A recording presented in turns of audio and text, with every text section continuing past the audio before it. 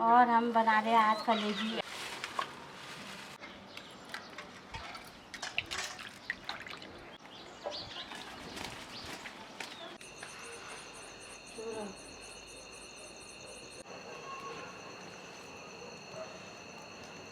ये देखो कितना बड़ा कलेजी है।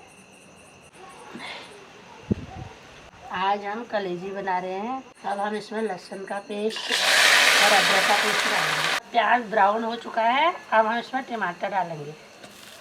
अब हम इसमें नमक डाल देंगे। अब हल्दी पाउडर, ये चला गया धनिया पाउडर, ये है मिर्च। अब डालेंगे इसमें हम गरम मसाला, फिर डालेंगे। अरे भयंकर, मसालों ने तेल छोड़ दिया। अब हम इसमें कलेजी डाल देंगे।